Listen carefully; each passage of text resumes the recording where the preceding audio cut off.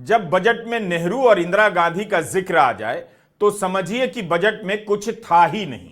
जो कुछ भी था उससे ध्यान भटकाने के लिए प्रधानमंत्री मोदी बजट की चर्चा में नेहरू को ले आए हैं। जल्दी ही वक्फ बिल की चर्चा शुरू हो जाएगी और लोग भूल जाएंगे कि बजट पेश भी हुआ था। देश हिंदू मुस्लिम डिबेट में समा जाएगा। 3 फरवरी को पहली बार $1 ₹87 के पार चला गया।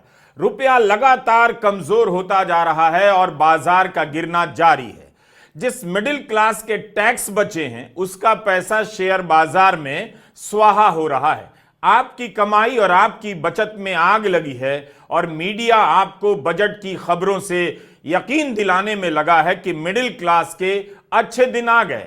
इस वीडियो को पूरा देखिएगा, शुरू से लेकर आखिर तक। बजट के अगले दिन छपे अखबारों का हाल यह है कि अगर वित्त मंत्री इस साल बजट पेश नहीं करती तब भी ये अखबार बजट की तारीफ में 50-50 लेख छाप देते।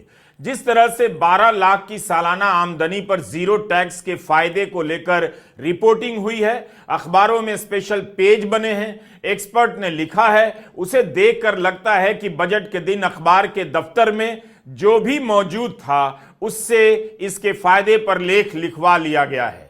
उम्मीद है बिजनेस अखबार के दफ्तर में ज्यादातर लोग 1 लाख महीना कमाते होंगे। जितना पेपर में जश्न है उतना अखबार के दफ्तर में भी जश्न होगा। किसी को गिनना चाहिए कि 12 लाख की आमदनी पर जीरो टैक्स के फायदे को लेकर कितने न्यूज आइटम छपे हैं और कितने अलग अलग प्रकार के लोगों ने लिखा है। मोदी सरकार के दौर में तारीफों का एक पैटर्न है। सरकार की तारीफ होती एक ही है, बस उसे दोहराने वाले हजार हो जाते हैं।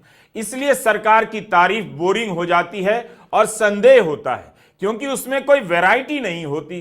12 लाख की सालाना आमदनी पर जीरो टैक्स को लेकर आप 100 लेख पढ़ जाइए, सब में एक ही बात दोहराई गई है। बजट के दिन बाजार समझ गया था कुछ तो गेम है, उसे तब भी भरोसा नहीं हुआ।